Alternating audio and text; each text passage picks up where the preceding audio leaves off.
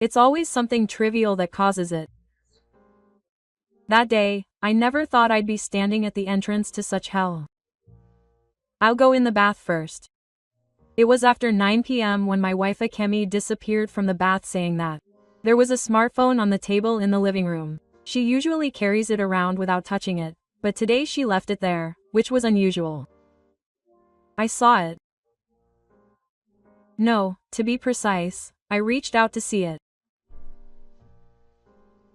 My name is Yasuda Hiroshi. I'm a salaryman who will turn 32 this year. It's been 4 years since I got married to Akemi, who is 2 years younger than me. It was last fall when my wife Akemi got pregnant. We were finally going to have a new family. I was really happy at the time, but we stopped having sex at night when I found out she was pregnant. I don't want to put a burden on the baby. You can't push yourself too hard. When she said that, I had no room to argue as a man. I thought I was going to be a father too, and I believed it was natural to be concerned about her body. At first, even when the third doctor gave me a speech, Akemi would refuse my invitations, saying that she was tired or not in the mood. After a year of this, I started to feel a sense of discomfort like a thorn in my heart.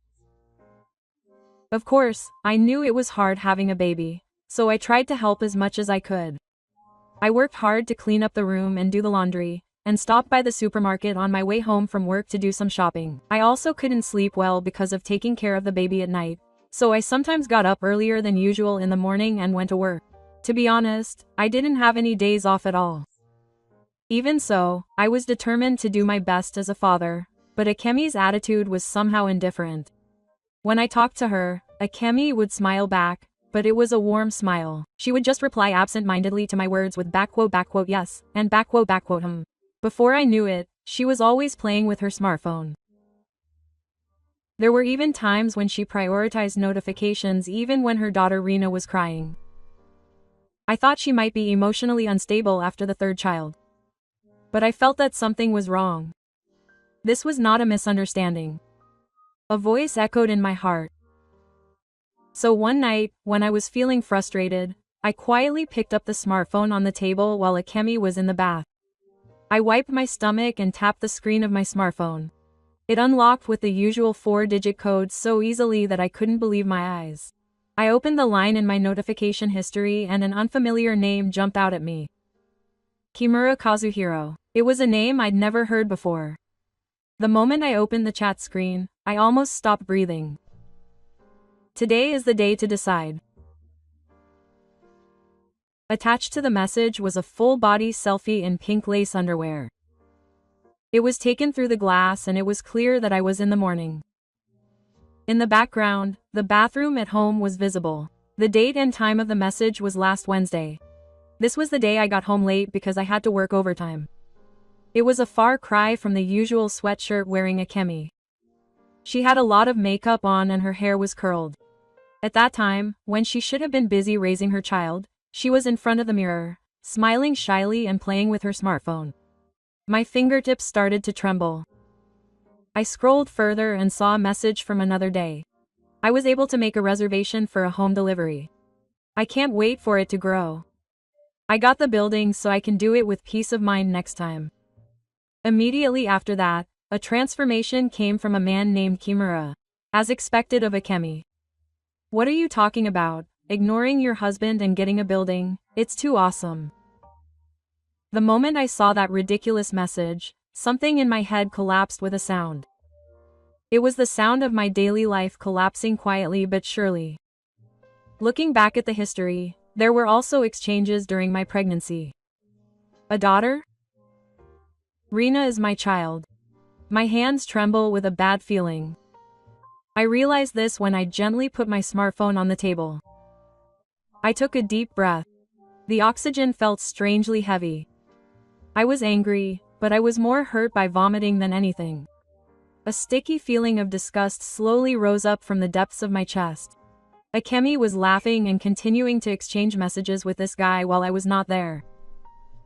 Behind the scenes, I was working hard to buy baby goods, rubbing my sleepy eyes while making milk, and holding crying Rina in my arms, wondering what was going on. What the hell is that? Who wrote the script for this farce? The next day, I took a day off. I had only one goal: to gather evidence and prepare. First, I called a law firm and scheduled a consultation.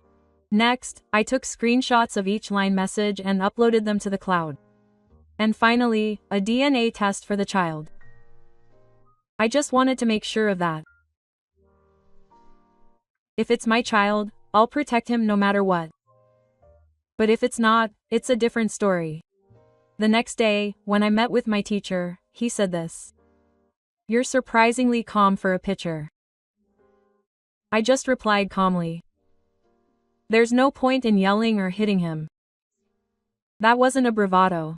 Rather, it was the truth. Just confronting him with emotions won't change anything. I can't get my time or my life back.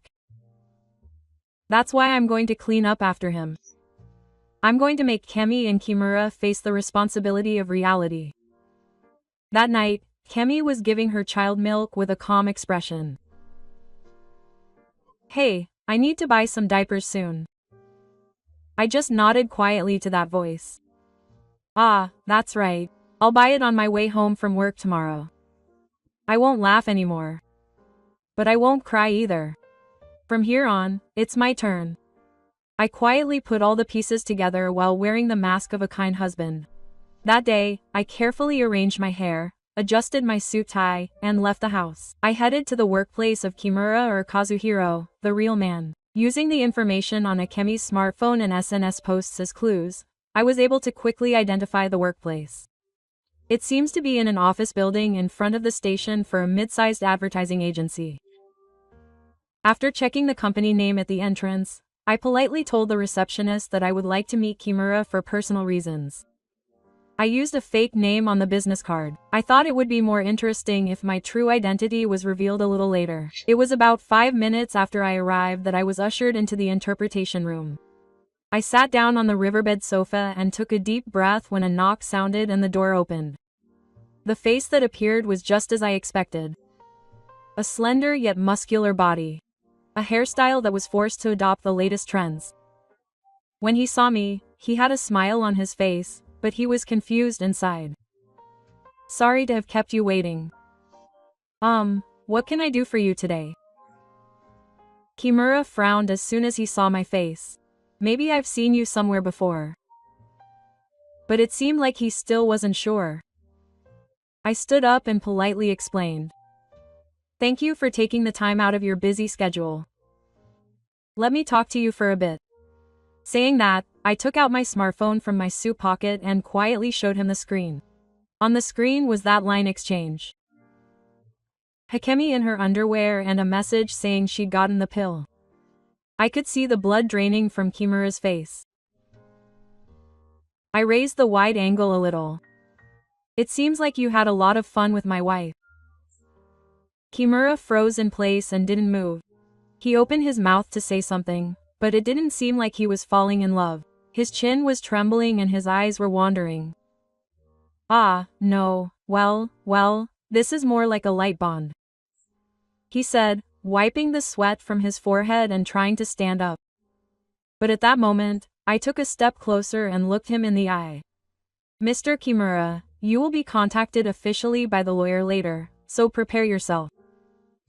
The moment he heard those words, Kimura hurriedly grabbed his bag and ran out of the office as if he was running away. I sighed quietly as I watched him go. I gave up on the idea that he would come back and went outside the building, but there was a bit of a commotion. I approached him to see what was going on and found the same Kimura lying on the ground. It seems that he had rushed out of the cover and run into the shadow, colliding with the taxi. The lights were flashing, both legs were bent at a strange angle, and blood was seeping from his mouth. I messed up.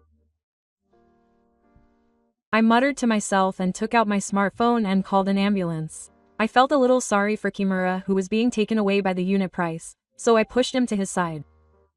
But I think if he hadn't run away, this wouldn't have happened. To be honest, he deserved it.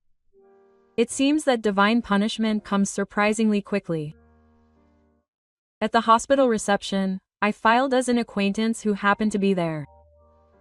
The nurse asked me to organize my belongings, so I ended up taking care of my smartphone and my house key wallet. This was an unexpected harvest. After a while, the surgery ended and Kimura was moved to a private room next to the nurse's station. First of all, I stepped into Kimura's hospital room to return his valuables. Kimura was asleep, probably because he was still under anesthesia. So I borrowed Kimura's finger to try to unlock his smartphone. Of course, it was his fingerprint, so it opened easily. Then I started the app and backed up all of Akemi's line messages and photos. I did everything I could.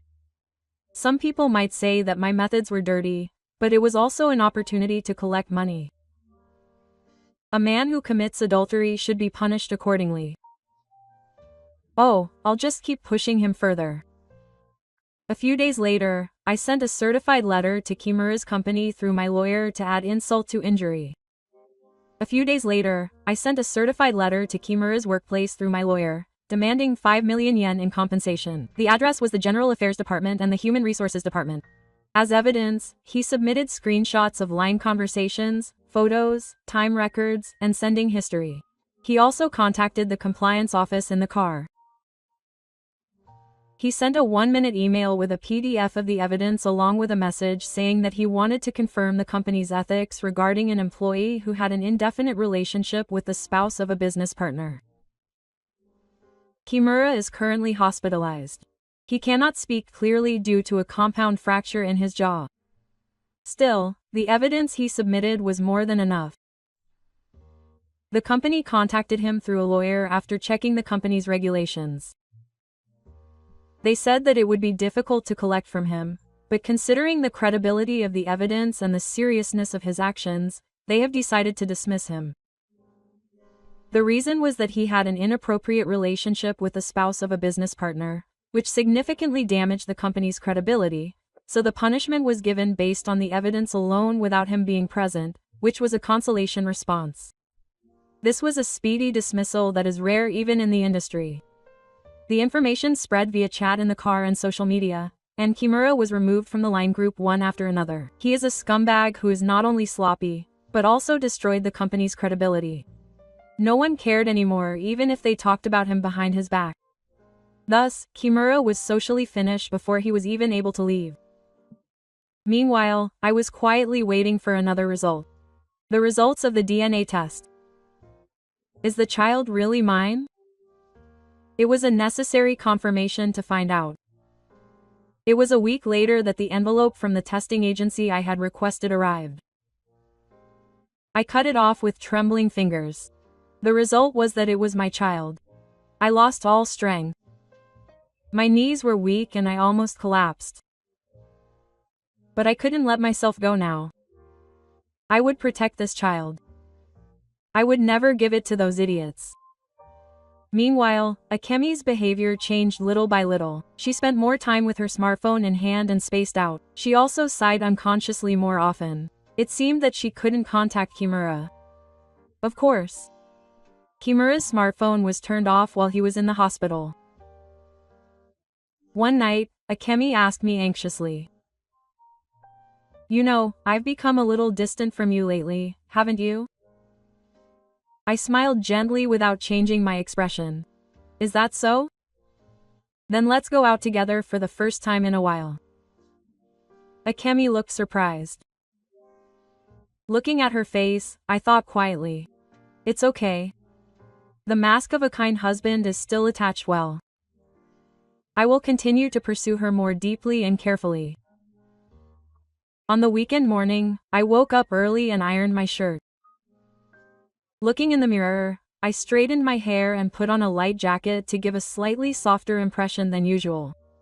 It was 3 days ago that I suggested to Akemi that we go out together for the first time in a while. Really? Her eyes were wide with surprise. Have you ever seen that expression in Itsuki? Yes. Let's take a breather sometimes. I want to let Rina feel the outside air too. Saying that, I gently picked up my daughter Rina in front of Akemi. Her small hands gently grabbed my shirt. A small life that still can't speak. But to me, she was everything I had to protect now. Akam blinked for a moment as if swallowing something, then smiled. I put Lena in the car seat and carefully fastened the seatbelt. Amy sits in the passenger seat. I sit in the driver's seat and start the engine. The sky is bright and clear. Light music is playing on the FM radio in the car. Hey, where are we going? Akemi asks with a smile. It's a bit unexpected. Look forward to it. After saying that, she looks out the window and nods happily. I also turn the steering wheel with a gentle smile on my face towards our destination. The car arrives at a large general hospital. Even after parking the car in the parking lot, Ake doesn't get out right away and sits in the passenger seat with a relieved look on her face. Is this the hospital? Yes. There's someone I want to show you. Akemi's eyebrows twitch. I didn't miss the anxiety on her face. I hold Lena in my arms, finish the reception, and head to the elevator. I press the button without saying a word. Hakemi's smile from before has also disappeared. The elevator stops at the meeting place and I head straight to the hospital room. Kemi's steps became noticeably slower halfway through. After knocking and opening the door, she found Kimura lying on the bed. Both legs were in plaster, his jaw was wrapped in bandages, and he was surrounded by a stand and medical equipment. The moment Akemi saw this, her face froze. He opened his mouth but no sound came out. Kimura narrowed his eyes as if he had noticed our presence.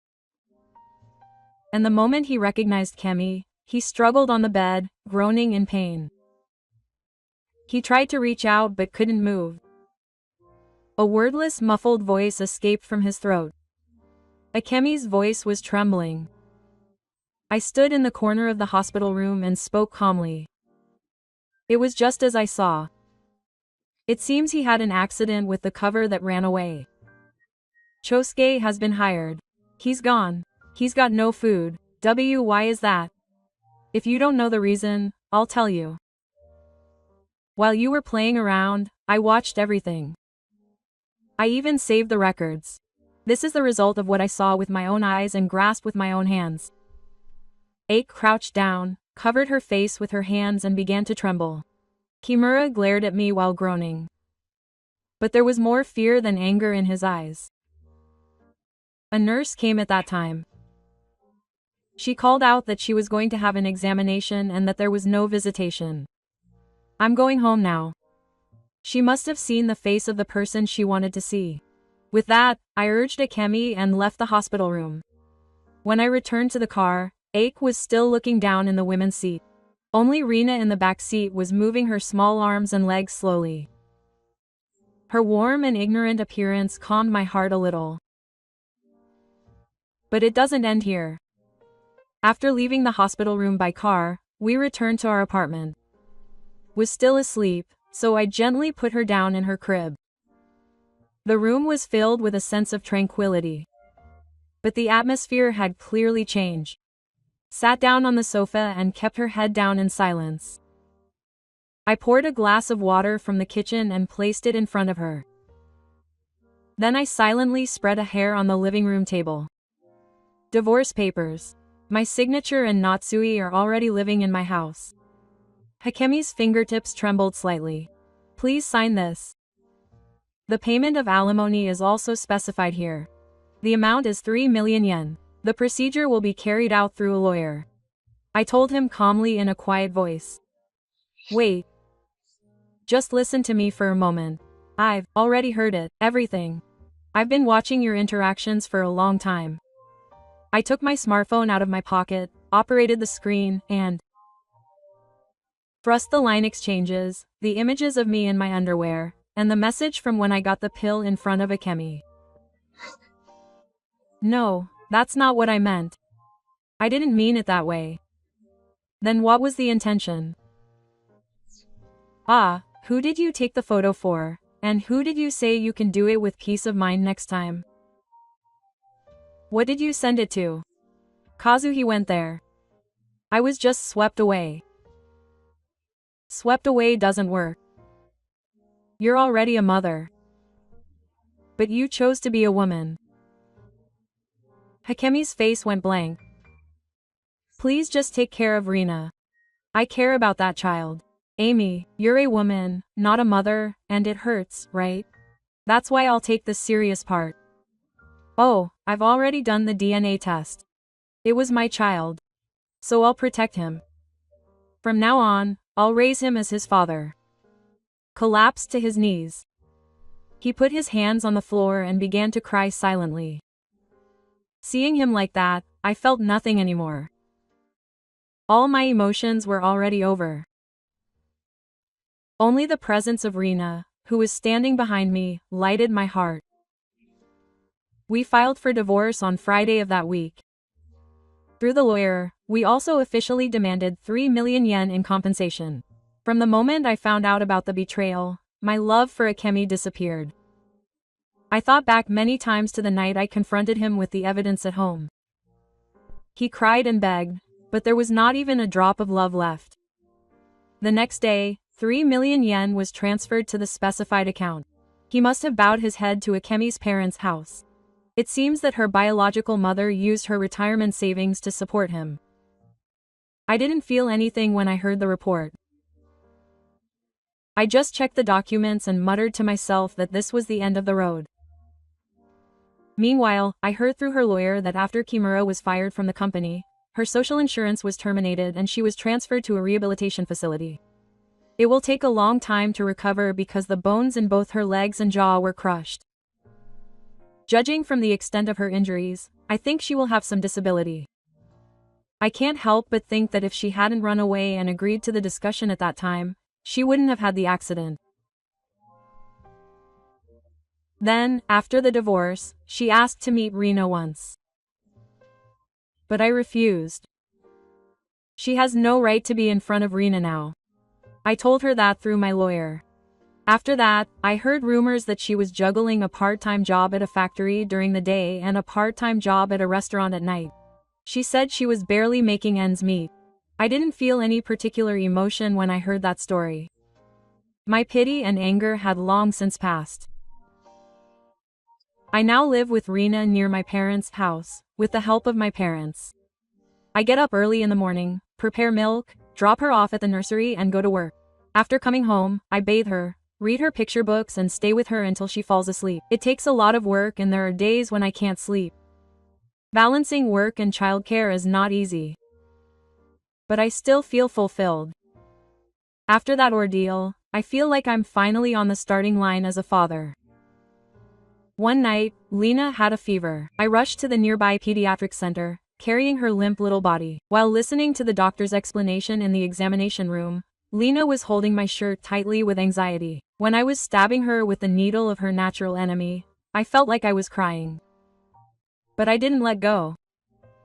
I held her hand the whole time and kept telling her that it was okay, that it was okay. After coming home and Lena fell asleep, I suddenly muttered next to the crib. I'm so glad you were born. There are such loving beings. I realized for the first time that this is what it means to protect someone. If I had acted only with anger and let my emotions get the better of me at that time, I might not have been able to be with Lena now. So I don't regret calmly taking the bait while wearing the mask of a kind husband. I threw away the alcohol and unraveled the blade with reason. That choice helped me recover. I don't know what the future holds, but I'm looking forward now. I feel like I can hold my head high when the day comes again when I want to be by someone's side. I once destroyed everything. But I was able to choose what I want to protect again. So this time, I'm going to live without making any mistakes.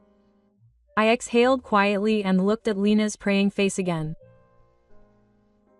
On Sunday morning, I was pushing my bivy car and walking through a park near the shopping mall. Lena was staring at the leaves swaying in the wind. Just thinking that her little fingers are learning something every time they try to grasp the sky fills my heart. Oh, they're making bubbles at 8. Let's go see. When I called out to her, Lena looked stunned, but she seemed to smile a little. Even the slightest change in a child's expression can mean a lot when it comes to growth. As I was looking at the scenery of bubbles, a face that looked familiar suddenly appeared on the bridge of my line of sight. It was early morning. She was wearing a mask and had shopping bags hanging from both hands.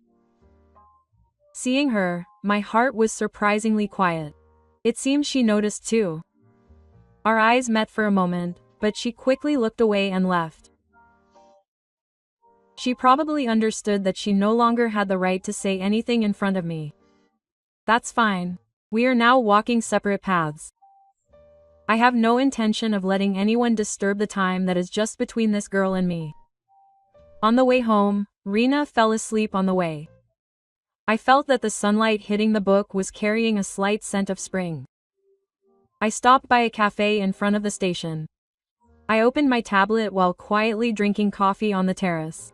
Recently, I have been able to switch to work that can be done from home, so my life has become a little more flexible. I didn't want to do either childcare or work half-heartedly. As I was staring at the tablet screen, someone called out, "Excuse me." I looked up and saw a woman with black hair tied up in a ponytail standing there with a young child who seemed to be her daughter. She smiled a little apologetically and asked if the seat next to her was open. "Yes, please." That was all we exchanged, but a connection began with that one word. The woman actually said that she was at the same nursery school as Rena. Come to think of it, I've seen her before. I'd seen her name in a message saying that she was sitting next to Rena. Rena is watching it by herself. I thought that was amazing. Well, it takes a lot of work, but it's fun.